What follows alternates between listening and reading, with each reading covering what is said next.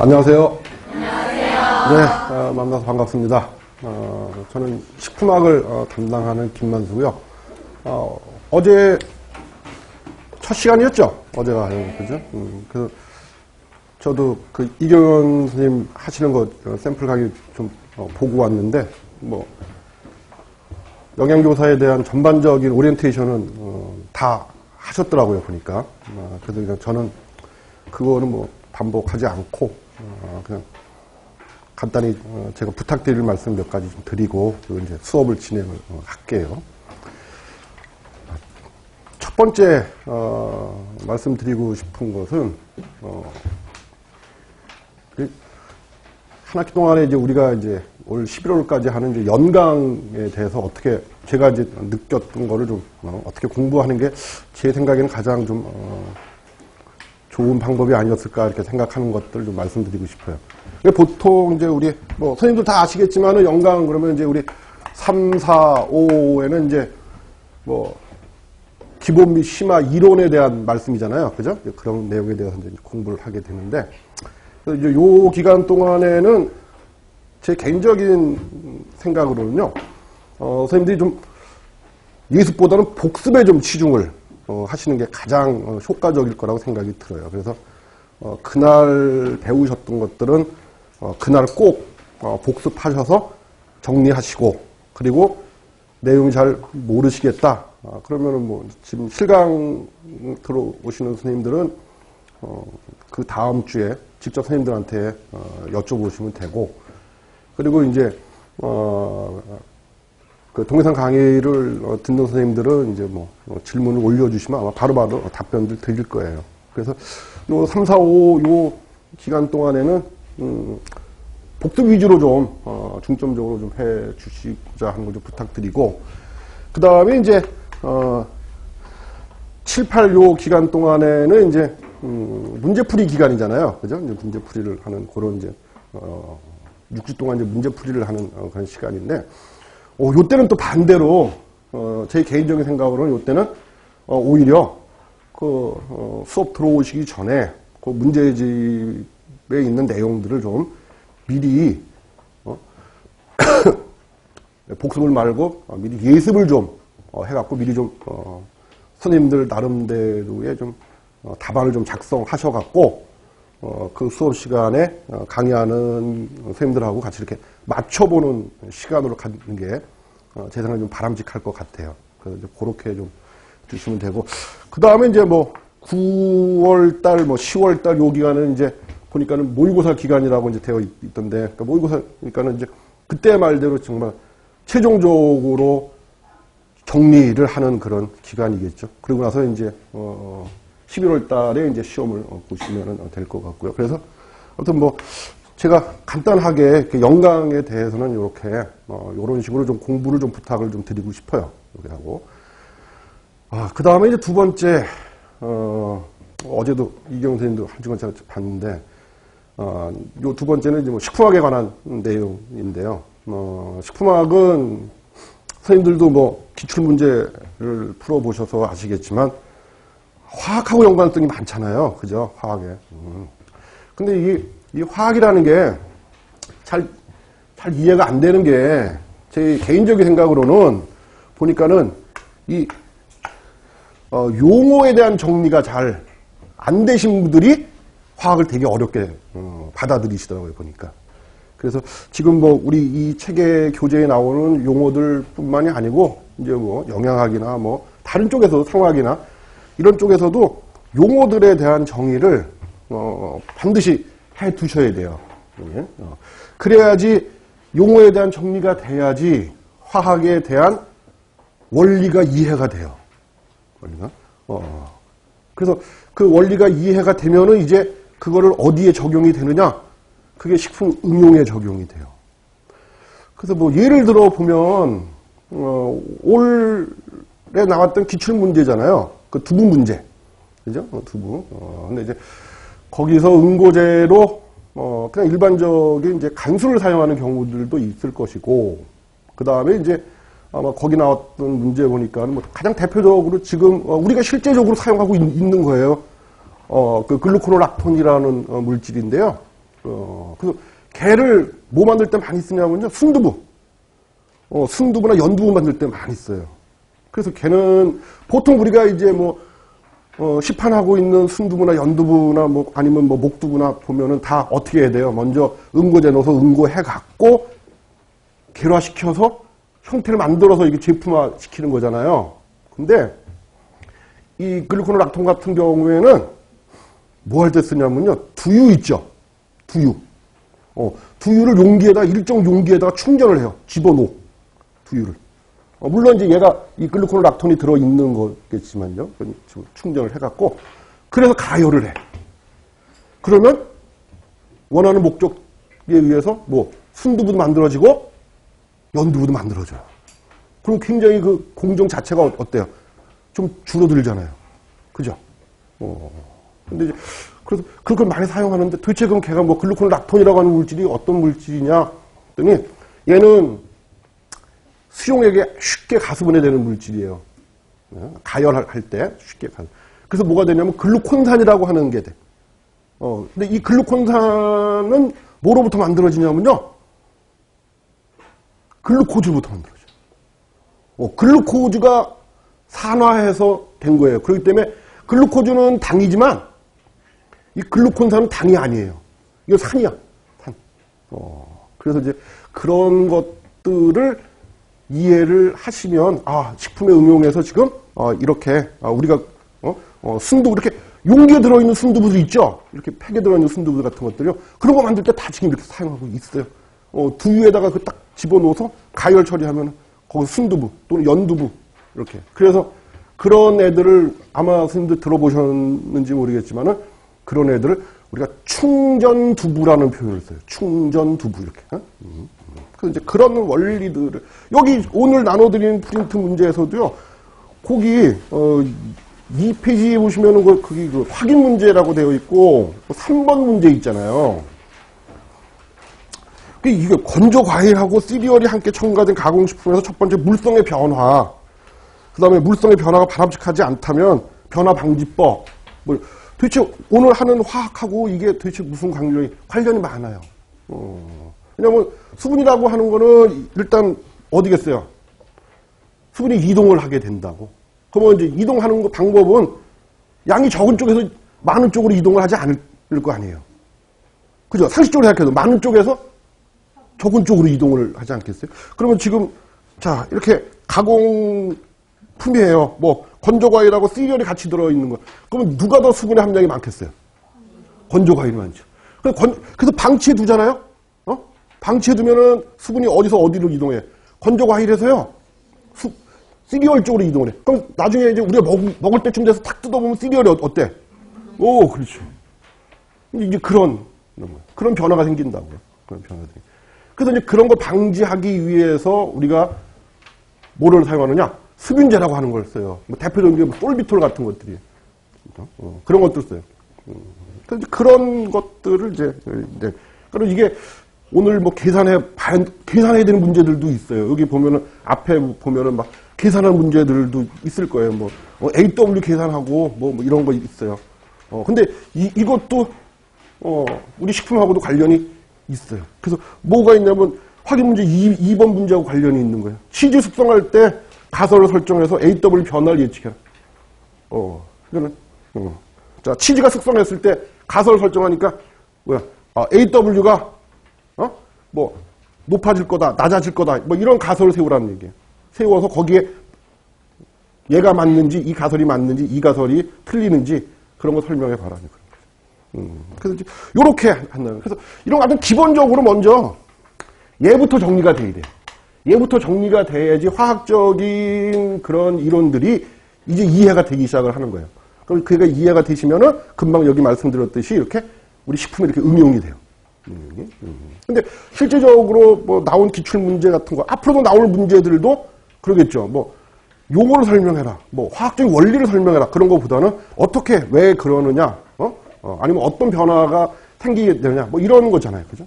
그래서 그런 쪽으로 선생님들 좀 준비를 하시면 돼요. 그래서 아마 뭐 다른 선생님들도 마찬가지겠지만 저 같은 경우는 여기 보면은 이제 우리 식품학에서 사용되는 용어들 용어들에 대한 설명은 제가 가급적이면은 이 3, 4, 5월 요 기간 동안에, 이런 기간 동안에 말씀을 드리려고 해요. 자, 그 다음에 이제 끝으로 세 번째, 뭐 앞에서 말씀드린 것보다도 가장 중요한 말씀이죠. 올 11월까지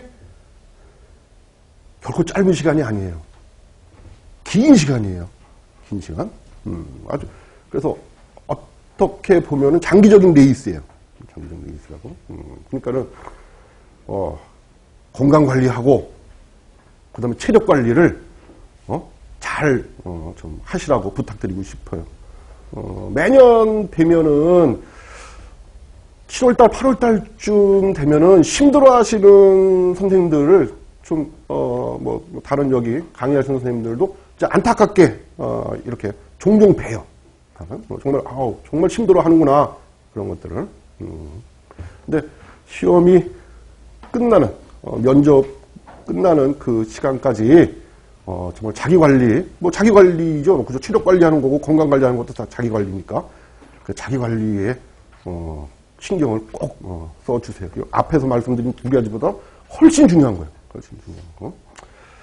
야, 그러면 이제 뭐 비도 오고 뭐 그랬지만, 우리 설레일 2019년도 첫 출근을 기대하면서 이제 간단히 이렇게 말씀드리고 수업을 진행을 하겠습니다.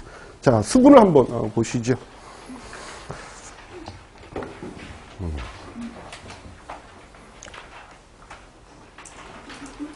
개요를 한번 보세요. 자, 수분은 모든 뭐 동식물에 다 존재를 해요. 특히 식품을 가공하고 저장하고 그리고 뭐 미생물 생육, 그 다음에 이제 뭐 영양소에나 또 노폐물에 뭐 운반 뭐 이런 데 다 이제 관여를 하고, 그리고 또 식품 중에 수분은 가용성 물질을 녹이는 용매로, 거기 그 용매라가 줄 좀 쳐주세요. 용매 뭐 화학적인 용어보다도 용매라고 하는 게 의미를, 용매하고 그 세 번째 줄에 보시면 분산매라고 하는 말이 나와요. 이제 그거에 대한 차이점을 좀 이해를 좀 하셔야 돼요. 자, 일단 수분이 용매로 작용을 해. 가용성 물질을 녹이는 용매로 작용을 해. 그래서 자, 가용성 물질의 조건. 그거는 수분이 용매로 작용할 수 있는 그 가용성 물질의 조건은 일단 뭐를 갖고 있어야 되느냐 하면은 첫 번째로 극성 물질이어야 돼요. 플러스 마이너스 하는 이런 극을 갖고 있는 그런 물질이어야지만 물에 뭐가 돼? 가용이 돼요. 녹을 수가 있다고. 그러니까 예를 들어서 물질이 플러스 마이너스 하는 이런 극성을 안 가져. 뭐 대표적인 게 뭐가 있냐면 그런 물질이 기름이에요. 기름이 물에 녹을 수가 없잖아요. 그죠? 그러니까는 물에 녹기 위해서는 일단 녹는 물질이 극을 갖고 있어야 돼. 플러스 마이너스 하는 이런 극을 갖고 있어야지만 물에 녹을 수가 있어요. 자, 그런데 이 용매라는 표현을 쓸 때는 어떤 거냐면 완전히 녹일 때의 표현이에요. 완전히 녹일 때 표현. 그러니까는 가용성 물질의 분자량이 커야 돼요? 작아야 돼요? 작아야 돼요. 가용성 물질의 분자량이 작은 것은 우리가 용매라는 표현을 써갖고 가용성 물질을 완전히 녹일 수 있다는 그런 의미예요. 그러니까 용매라는 표현은 가용성 물질을 완전히 녹일 수 있다. 이런 표현이에요. 자, 근데 세 번째 줄에 보면, 자, 용매로 작용하거나 또는, 자, 이번에는 가용성 물질의 분자량이 아주 커요. 대표적인 애로 누가 있느냐? 대표적인 애로요, 전분이나 단백질이 있어요. 전분이나 단백질 같은 경우. 이런 애들은 플러스 마이너스 극성을 갖고 있어도 물이 완전히 녹이지를 못해요. 완전히 녹이지를 못해요. 그럼 어떤 상태로 하느냐? 콜로이드 상태로 용해를 해요. 콜로이드 상태로 용해를 해. 그래서 그 콜로이드 상태가 즉 분산되게끔 분산. 그러니까는 이렇게 왜 이렇게 용액이 있으면 자 이렇게 용질들이 이렇게 있어요. 그러면은 얘가 어떻게 우리 오래 두면은 가라앉는 게 당연하죠. 그런데 이제 콜로이드라고 하는 것은 얘네들은 뭐 분산. 그래서 뭐 대표적인 게 그 이유가 아마 선생님들 영양사 시험 보실 때 혹시 식품화학에서 브라운 운동이라고 하는 게 있을 거예요. 브라운 운동. 이 브라운 운동에 의해서 얘네들이 가라앉지 않고 분산되어 있을 수가 있어요. 그래서 아무튼 이 수분은 용매라는 표현을 썼을 때는 분자량이 작은 애들을 완전히 녹이는 그런 성질을 갖고 있구나. 그리고 또 뭐 분산매 이런 표현하면 크기가 큰 분자량이 큰 애들은 어떻게 콜로이드 상태로 용매를 하는구나. 이렇게 이해를 하시면 돼요. 그래서 이제 뭐 용매, 분산매 이렇게 표현을 쓴 거예요. 자, 그거 이외에도 탄수화물이나 단백질 같이 이렇게 분자된 거. 여기서 말하는 탄수화물은 뭐 단당류나 뭐 소당류 이런 애들이 아니에요. 다당류 표현이에요, 이건. 다당류에 대한 표현이라고. 그래서 탄수화물이나 단백질하고 뭐를 할 수가 있어? 수화. 자, 탄수화물이야. 내가 뭐라 전분 또는 단백질이에요. 단백질. 자, 수화라고 하는 게 뭐냐면 여기 물 분자가 이렇게 있어요. 물 이렇게 있어. 그래서 자, 물 분자하고 이 전분이나 이 단백질에 있는 극성하고 이렇게 수소 결합을 하는 거. 수소 결합을 하는 것을 우리가 수화라고 그래요. 뒤에 이제 뭐 나와요. 그런 내용들이 나온다고. 그래서 아무튼 어떤 물질하고 뭐가 물이 무슨 결합? 수소 결합하는 것을 자 뭐라고 수화라는 용어를 쓰는 거예요. 수화. 그래서 우리가 수화했다 그러면은 어떤 물질하고 그 어떤 물질이 뭘 갖고 있어요? 극을 갖고 있어야 되겠죠. 그죠? 어떤 물질하고 물 분자하고 수소 결합하는 것을 우리가 수화라는 용어를 쓴다. 그래서 이 수화는요, 나중에 말씀드리겠지만 이 수화는 굉장히 식품에서 중요해. 왜? 수화가 식품에서 굉장히 중요한 역할을 하는 이유가요, 얘는 뭐하고 그냥 보수성하고 관련이 있기 때문에 그래요. 보수성. 그렇죠. 그래서 이 보수성은 결국 뭐하고도 밀접한 관련이 있어요. 보수성은 식감하고 밀접한 관련이 있다고. 그래서 우리가 뭐 고기 같은 거 먹을 때 보면 뭐 육즙이 뭐 흘러요 이런 표현을 쓰는데 그게 아니라 장조림 같은 거를 먹는다고 생각을 해보세요. 그 느낌이 다르잖아요. 그렇죠. 그래서 식품에서 이 식품 가공하고 뭐 저장할 때 이 수화에 대해서 굉장히 신경을 많이 씁니다. 그래서. 왜냐면 가공을 했는데 이게 뭐 무슨 장조림 같은 게 이렇게 뻑뻑하고 막 그러면은 좀 그렇잖아요. 그죠? 자, 그래서 아무튼 그렇고, 수화에서 일정한 구조를 유지하는 등 이화학성제에서 중요한 역할. 자, 그래서 정리를 한번 할게요. 자, 수소결합은 이제 언제, 어디서 일어나는지 일단 어떤 경우에 수소결합이 일어나? 자, 첫 번째 어떤 경우에 수소결합이 일어나느냐? 일단 물 분자 사이에서 수소결합이 일어날 수가 있어요. 물 분자들 사이에서 수소결합이 일어날 수가 있어. 그 다음에 이제 두 번째가 지금 우리 여기 나왔던 이 수화의 개념이에요. 뭐하고? 식품 성분들과 물 사이에서, 물 분자 사이에서 일어날 수가 있어요. 그래서 이제 요거를 이제 뭐라고 표현을 한다고요? 그렇죠. 이걸 이제 수화 이렇게 표현을 한다는 거죠. 그죠? 그 다음에 이제 세 번째가 식품 성분들 사이에서도 수소결합이 일어날 수가 있어요. 수소결합. 그러니까 수소결합은 뭐 물 분자에서만 일어나는 게 아니라 물 분자 사이에서도 수소결합이 일어날 수 있고 그 다음에 또 물 분자하고 식품 성분들 사이에서도 수소결합이 일어날 수 있고 그리고 식품 성분들 간에 수소결합이 일어날 수가 있어요. 그래서 요 경우는 주로 뭐 할 때 수소결합을 하느냐 하면은 구조 형성 유지에 주로 이용이 돼요. 구조 형성 유지. 그러니까 식품 성분들 사이에서 수소결합을, 자기들끼리 수소결합을 하는 거예요. 식품 성분들끼리 자기들끼리 결합을 하는 거야. 물 분자 없이 자기들끼리 결합을 하는 거야. 근데 자기들끼리 수소결합을 하게 되면 구조를 형성해서 유지하는 데 관여를 해요. 그게. 그래서 대표적인 예로 혹시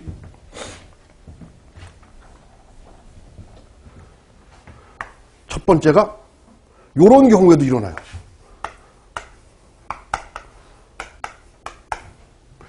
헤미아세탈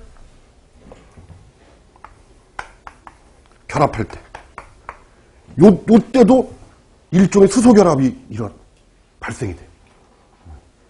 자, 초시 선생님이 아니고 제이 선생님 중에서 혹시 헤미아세탈 결합에 대해서 정리가 되신 스님도 한번 말씀 한번 해보시겠어요? 헤미아세탈 결합이 뭐죠? 헤미아세탈 결합이 알데히드하고 알코올 사이에서 일어나는 결합이에요. 그래서 이 헤미아세탈 결합을 하게 되면은요, 어떻게 바뀌느냐? 사슬 구조였던 게 고리 구조로 바뀌어요. 고리 구조로 바뀌게 돼요. 그래서 이게 구조 형성 유지하는 데 관여. 그 다음에 이제 또 두 번째가 얘가 뭐가 있냐면요. 셀룰로즈 구조 있죠. 셀룰로즈 구조. 자, 셀룰로즈 구조를 우리가 구조가 어떻게 생겼다고 표현을 하죠? 셀룰로즈가 어떻게 생겼다고 표현을 해요? 셀룰로즈. 직선 구조. 이렇게 표현한다고. 셀룰로즈는 직선 구조라고 표현을 해요. 직선 구조. 되어 있다고. 그래서 그 셀룰로즈의 그 직선 구조에 뭐가? 이 수소결합이 관여를 해요. 나중에 탄수화물 하면서 다시 한번 우리 보게 될 거예요. 그래서 이 셀룰로즈 구조 형성에도 수소결합이 관여를 한다. 그런 거죠. 그 다음에 이제 세 번째, 단백질의 2, 3차 구조에도 이 수소결합이 관여를 해요. 단백질의 2차, 3차 구조. 2차 구조 어떻게 되어 있어요? 2차 구조. 그럼 단백질의 2차 구조. 나선형 구조. 그죠? 그걸 이제 알파 헬릭스 이렇게 표현을 하잖아요. 그죠? 알파 헬릭스. 이런 이와 같은 나선형의 구조들. 이런 구조를 유지하는데 뭐가 관여를 한다는 거예요? 수소결합이 관여한다는 거예요. 여기 지금 물 분자 안 들어가 있어요. 물 분자 안 들어가 있다고. 그런데도 자기들끼리 결합을 하는 거예요. 자기들끼리 카르복실기하고 아미노기가 서로 수소결합을 해요. 그래서 이런 2차, 이런 구조를. 여기서 조금 더 풀린 구조가 좀 특이한 구조지만 이렇게 베타 구조라고 하는 거 있죠. 그죠? 이런 구조 다 수소결합으로 이런 거. 그리고 단백질 3차 구조는 뭐 수소결합뿐만이 아니라 여러 구조가 있기 때문에 조금 포함되기는 아무튼 그런데 아무튼 그래도 관여를 한다고. 이렇게. 그래서 수소결합에 대한 정의. 그래서 보통 이제 질문들 나중에 막 문제풀이 할 때 보면은 질문 올라오는 거 보면은 일단 이런 질문이 올라와요. 도대체 수소결합은 어디서 일어나는 거예요? 그러니까 항상 뭐 물 분자하고 식품 성분하고 수소결합한다는 이 수화에 대한 얘기는 많이 들어봤는데, 그리고 여기 좀 이론에서 보면 물 분자하고 물 분자 사이에서 수소결합한다는 얘기를 많이 들어봤는데, 식품 성분들끼리도 어떻게 수소결합을? 근데 수소결합해요. 그래서 수소결합하게 되면은 금방 말씀드렸듯이 이렇게 구조를 형성해갖고 그거 유지하는데, 그래서 뭐 예를 들어서 뭐 아밀로즈, 그럼 아밀로즈는 어떤 구조예요? 아밀로즈 그러면 아밀로즈 그러면 이렇게 이런 구조라고 표현하잖아요. 이렇게 뭐 나선 구조로 되어 있다. 그래서 뭐 여기에 뭐 요오드 들어가서 뭐 청색 반응한다. 뭐 이런 얘기 하잖아요. 지금 이런 구조 이렇게 만드는 것도 이것도 수소결합에 의해서 만드는 거예요. 이것도 수소결합에 의해서 만드는 거예요. 그럼 만약에 그러면 이 수소결합이 깨지면 어떻게 되겠어요? 수소가 깨지면 어떤 힘에 의해서 수소결합이 깨지면 이 구조가 이렇게 풀려버린다고, 이렇게. 그죠? 힘이 없으니까, 이렇게. 그러니까는 요드 반응을, 그러니까 못하게 되어 있다. 그래서 가열하게 되면 요드 반응이 없어지는 거죠. 전부 다. 그래서 또 뭐, 그건 뭐 조금 더 말씀드릴 내용이고요. 자, 일단, 그래서, 개요에 대한, 거기 보면 뭐 용매, 뭐 분산매, 수화라고 하는 용어들에 대해서 우리 좀 살펴봤어요. 자, 그럼 이제 첫 번째. 구조에 대한 얘기, 수분의 구조. 수분의 구조. 생긴 거는 별로 그렇게 특이하게 생기진 않았어요. 그런데 성질이 아주 특이해. 그래서 아주 특이한 반응들을 많이 해요. 내가. 자, 산소 원자 있고, 그 다음에 이렇게 수소 원자. 이렇게 구성이 되어 있겠죠. 자, 그 보면은 뭐 수소 원자 2개하고 산소 원자 1개가 공유 결합을 하고 있어요. 그러니까 지금 이제 요 결합이 여기 요거 요 산소하고 요 수소하고 요 사이에 요 결합이 공유 결합이다. 그런 얘기죠. 그죠?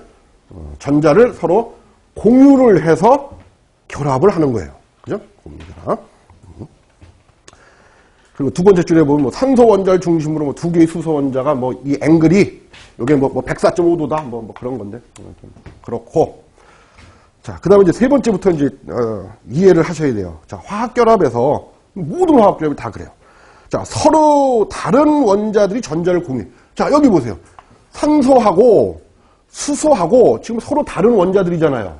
그죠? 자, 얘네들이 전자를 공유할 때, 똑같이 반반씩 공유를 하는 게 아니에요. 조금, 뭐, 어떻게 보면은 한쪽이 좀 치우치는 그런, 좀 손해보는 것 같은 그런 느낌이. 왜냐면 내가 하나 냈으면 얘도 하나 내고 뭐 이래야 되는데 내 건 다 저쪽과에 가 있고 그러면 좀 그렇잖아요. 그죠? 그런데 아무튼 그래요. 자, 그래서 서로 다른 원자들이 전자를 공유할 때 뭐가 생기느냐? 거기 줄 좀 쳐세요. 전기 음성도의 차이가 생겨요. 전기 음성도에다가 줄 좀 쳐보세요. 자, 전기 음성도라고 하는 게 무슨 용어냐 하면은, 자, 정의가 이래요. 전기 음성도에 대한 정의예요. 원자가 전자를 끌어당기는 경향이라고 정의를 내려요. 원자가 전자를 끌어당기는 경향, 이렇게 표현을 해요. 그래서 이 전기 음성도는요, 실측이 돼요. 실제로 측정이 돼.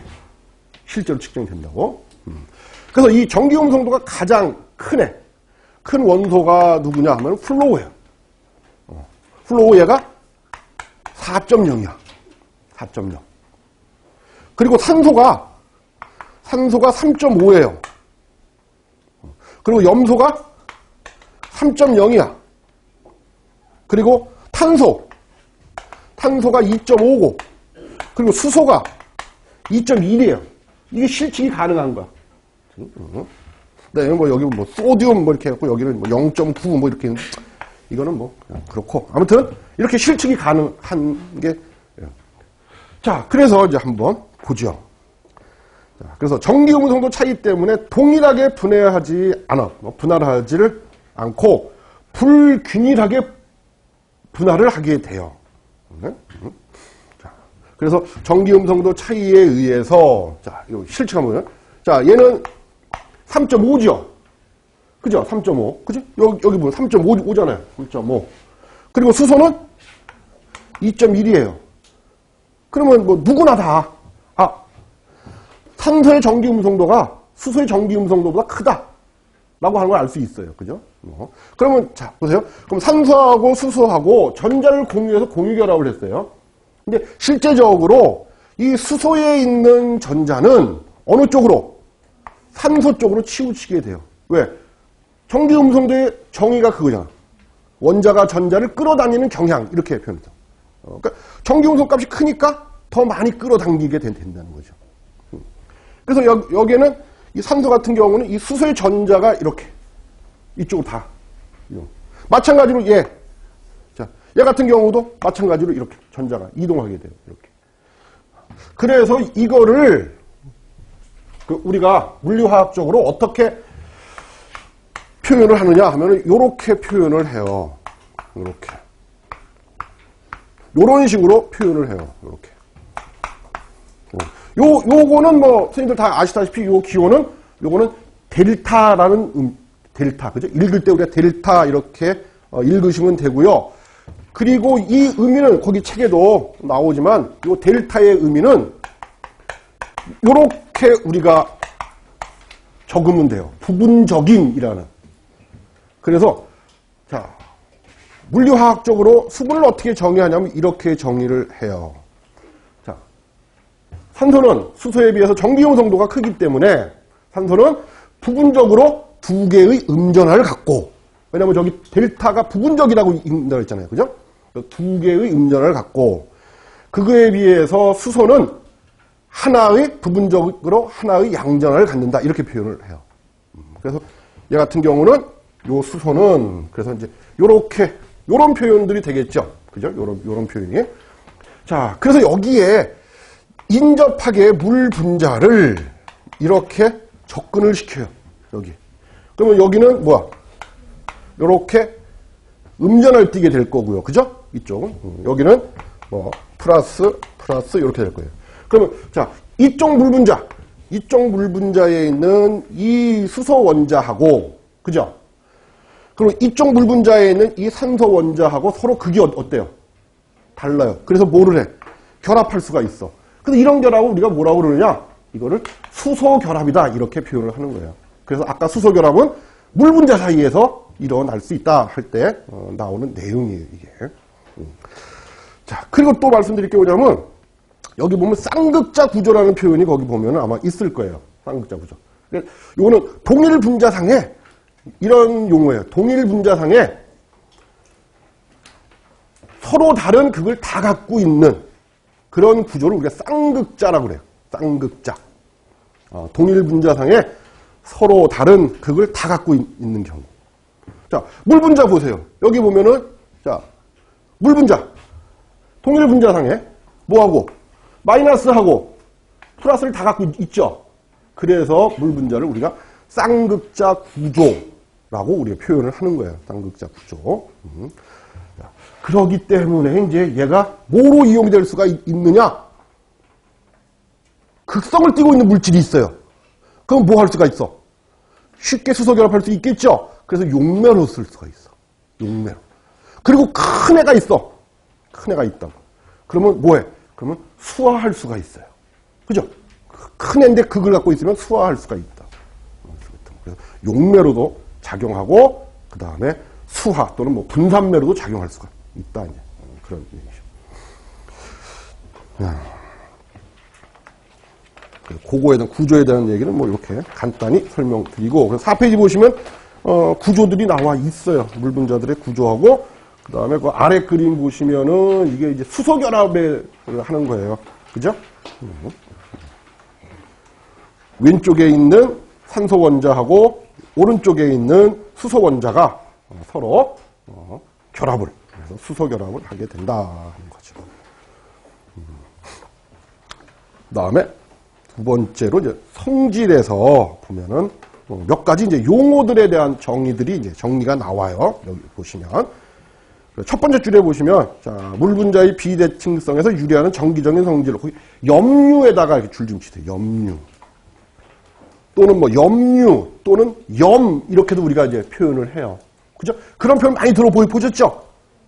염류 또는 뭐, 대표적으로 들어보신 게 뭐예요? 염류라는 용어가 들어간 대표적으로 들어보신 게, 염류라는 표현으로. 중성염류. 라는 표현 들어보셨어요? 중성염류. 말 그대로 염인데 어떤 성질을 갖고 있다는 거야? 중성의 성질을 갖고 있는. 그러니까 예를 들어서 플러스 마이너스를 다 갖고 있어. 그러면은 뭐가 돼? 플러스 마이너스, 그러니까 플러스의 숫자하고 마이너스 숫자가 똑같아요. 그럼 어때요? 그럼 중성이 되잖아요. 그 대표적인 게 뭐냐? 예, 얘를 우리가 중성염류라고 그래요. 이런 애들 중성염류. 이렇게. 자, 그래서 아무튼 염류라고 하는 게 이제 도대체 무슨 말을 할 때 염류라고 하면 이해가 되시나? 바로 그 다음 줄에 나와 있어요. 이온 화합물들을 우리가 염류라고 표현을 해요. 이온 화합물을. 그러니까 이 이온 화합물은 어떻게 돼요? 자, 용매에 의해서 뭐가 돼? 용매에 의해서 각각 이온으로 이렇게 분리가 되겠죠? 그런 화합물들을 이온 화합물이라고 그런다. 근데 이제 이 이온 화합물이 그걸 하나도 안 띄어. 그러면 뭐라고 표현을 해요? 중성염류. 이렇게 표현한다는 거예요. 중성염류. 이렇게. 그죠? 자, 그래서 염류와 같은 이온 화합물들은 뭐 물과 쌍극자 이온 결합해서 물에 잘 용해가 될 거다. 그래서 용매로서 작용할 수가 있고. 자, 그래서 나온 얘기가 첫 번째 용어가 이온화 에너지라고 하는 거 있어요. 이온화 에너지. 무슨 정의부터 한번, 이온화 에너지의 정의 한번 보세요. 자, 이온 화합물이 이온으로 각각 분리하는 데 필요한 심. 그러니까 지금 요렇게 이온 화합물이, 예? 지금 얘는 지금 이온 화합물이잖아요. 그죠? 이온 화합물. 근데 얘가 이제 어떻게 된다는 거예요? Na 플러스 Cl 요렇게 해리되는. 요렇게 해리할 때 여기 뭐 해리할 때 뭐가 필요하겠어요? 어떤 힘이 필요하지 않겠어요? 힘, 그죠? 그거를 뭐라 그래? 그걸 이온화 에너지라고 그런다 그런 거예요. 이온화 에너지. 그래서 그 이온화 에너지를 어떻게 구하느냐? 자, 오늘 나눠드린 프린트 1페이지에 보시면 거기 보면 뭐 1번 유전항수의 보충 자료 이렇게 해서 나온 게 있어요. 지금 이제 거기 나온 게 그 이온화 에너지, 예, 유전항수를 구하는 거예요, 이게. 자, 그래서 여기 보면 그 F 있죠? F가 바로 그 이온화 에너지예요. 이온화 에너지. F가. 그래서, 자, 걔는, 유전항수, 엡실론. 네.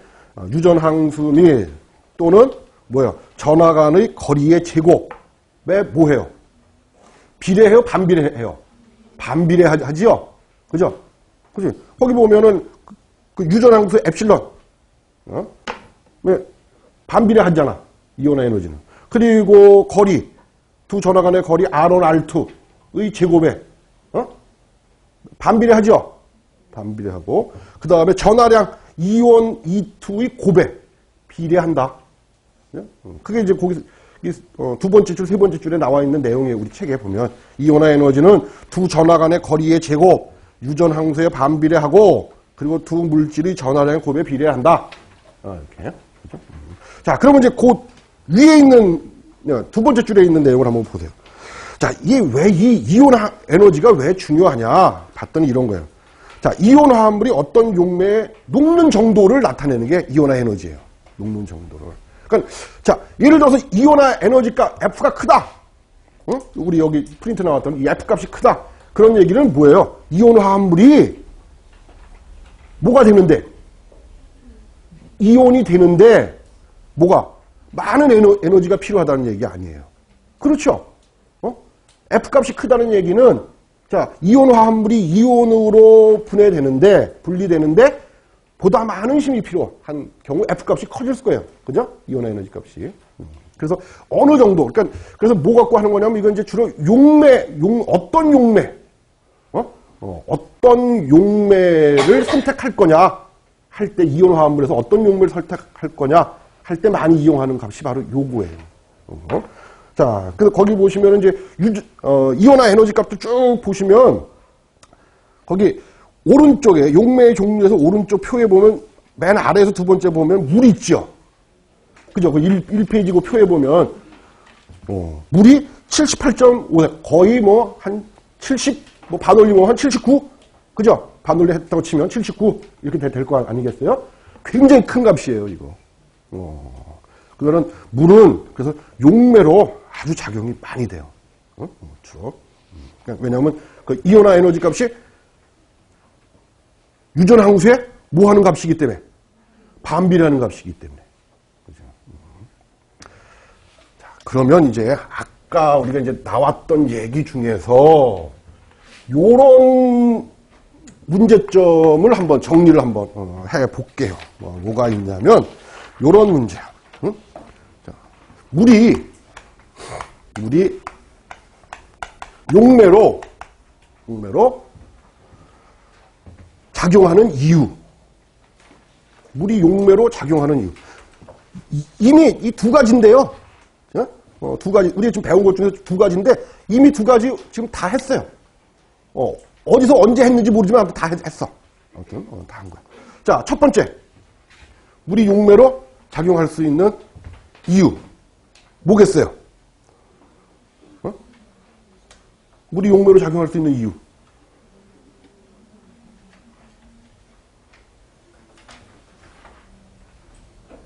쌍극자 구조의 특이한 성질 때문이에요. 쌍극자 구조의 특이한 성질 때문에 용매로. 쌍극자 구조니까 어떻게 된다고 했어요? 쌍극자 구조가 아까 이런 거 있잖아요. 동일 분자상에 서로 다른 두 글 다 갖고 있는 거잖아. 그래, 물 분자 보면은 요렇게 우리가 표시하잖아요. 그죠? 그러니까는 마이너스, 플러스. 이렇게. 그러니까 물 분자 자체가 중성인데 전기용매성 차이 때문에 이렇게 극을 갖게 되는 거예요. 이렇게. 그래서 뭐로 사용할 수가 있다? 아주 좋은 용매로 쓸 수가 있다. 좋은 용매로. 그 다음에 두 번째 이유는 지금 금방 했어요. 그렇지. 유전항수가 크기 때문에. 유전항수 값이 크기 때문에 아주 좋은 용매로 사용될 수가 있다. 이렇게 정리를 하시면 되세요. 자, 그 다음에 이제 두 번째 용어로 이제 아까도 잠깐 말씀드렸던 수하에 대한 얘기. 엄청 식품에서는 이 수하에 대한 표현, 특히 단백질에 가서는 이제 이 수하에 대한 표현을 엄청나게 많이 사용을 해요. 그래서 보면은 저는 조리 원리 쪽은 잘 모르지만 왜 우리가 조리를 할 때 보면은 소고기 같은 거 조릴 때 처음부터 산성이나 알칼성이 높은 애들하고 같이 하면은 뭐가 돼? 응고가 돼서 잘 안쪽에 잘 제대로 익지 않고 이런 표현 많이 쓰잖아요. 그죠? 그래서 이 수화라는 게 굉장히 그런 면에서는 굉장히 식품 쪽에서는 굉장히 중요한 그런 거예요. 자, 그래서 아무튼 거기 보세요. 자, 수화에 대한 정의를 이렇게 내렸어요. 식품을 구성하고 있는 구조 중에 자, 친수성기가 많이 노출되어 있는 부분 주위에 물 분자들이 그거는 식품 구성 성분 중에 친수성기, 극을 갖고 있는 애하고, 그 다음에 물 분자하고, 뭐를 하는 걸? 수소결합을 하는 것을 수화라고 정의한다. 그죠? 그래서 아까는 그냥 우리가 간단하게 그냥 어떤 물질이 물 분자하고 수소결합하는 걸 수화라고 그런다. 이렇게 표현을 했는데, 여기서는 좀 세부적으로, 그 식품 성분 중에 있는 친수성기들하고 물 분자가 수소결합하는 것을 우리가 수화라고 정의를 내린다. 이렇게 했어요. 자, 그런데, 네. 그럼 식품 표면에 두 가지를 예를 들 수가 있어요. 자, 이렇게 식품 표면에 친수성기가 많아. 식품 성분 중에 이렇게 이게 이제 식품을 구성하는 구성 성분이라고, 이렇게 그리면 좀 너무 밋밋하다. 그래도 요렇게는 그려야지. 그래도 조금 구성 성분 같죠? 그죠? 자, 근데 요 표면에 뭐가 있다는 얘기예요? 친수성기 플러스 마이너스 플러스 마이너스 이런 게 친수성기가 좀 있단 말이에요. 그리고 요 사이에 뭐가 있다는 거예요? 요 사이에 물들이 이렇게 있다는 거야. 요 사이에 물들이. 그럼 어떻게 한다는 얘기예요? 그러면 이렇게 얘가 이렇게 결합한다 그런 얘기예요. 그죠? 이렇게 물 분자들하고 이렇게 식품 성분에 있는 구성 성분에 있는 그 친수성기하고 물 분자들이 서로 결합을 한다 그런 거죠. 그래서 그거를 우리가 수화라고 그러고, 이 수화는 이 식품 성분의 보수력에 밀접한 관련이 있고, 근데 그 보수력은 우리가 뭐로 느끼냐? 식감으로 느낄 수가 있다 그런 거죠. 그래서 이렇게 결합하니까 물이 이 식품 구조 바깥쪽으로 어때요? 빠져나가질 않는다고. 그래서 이제 보수력을 유지할 수가 있어요. 예. 그래서 친수성기가 있을 때는. 근데 문제는 뭐야? 요런 경우도 있지만 또 이런 경우인데 여기 이렇게 물 분자들이 이렇게 있어요. 자, 근데 가공을 해갖고 가공 처리를 해갖고 반대로 이번에는 식품 표면에 소성기들이 노출이 돼요. 식품 표면으로 소성기들이 노출이 된다고. 그러면 그 주변에 이렇게 물 분자들이 아까도 있듯이 이렇게 있다고 가정을 해보자고요. 그러면 어때요? 그러면은 자, 이 물 분자들은 어떻게 하겠어? 물 분자들은 지네들끼리 수소 결합을 하지 않겠어요? 그죠? 첫 번째 전제 조건이 그거잖아요. 그죠? 첫 번째로 우리가 생각할 수 있는 게, 식품 성분하고는 결합하지 않을 것이고, 뭐하고? 지네들끼리, 물 분자, 지네들끼리 수소 결합을 할 것이다. 이렇게. 자, 그래서, 이렇게. 근데, 요 소성기들 사이에 서로 접근을 하게 돼요. 이렇게. 얘하고 얘가 이렇게 접근하게 돼. 그럼 이 사이에 있었던 물 분자들은 어떻게 되겠어요? 빠져나와. 물 분자들이 빠져나온다고요. 그러니까 이거를 우리가 뭐라고? 이런 현상을 꼭 책해보세요. 뭐라고 그랬어요? 이런 시네리시스라고 그런다고. 이런 현상들을. 그러니까 친성기가 있을 때는 시네리시스 현상이 안 생기겠죠. 그치? 근데 식품을 가공해갖고 소성기가 외부로 노출되는 경우들이 있어요.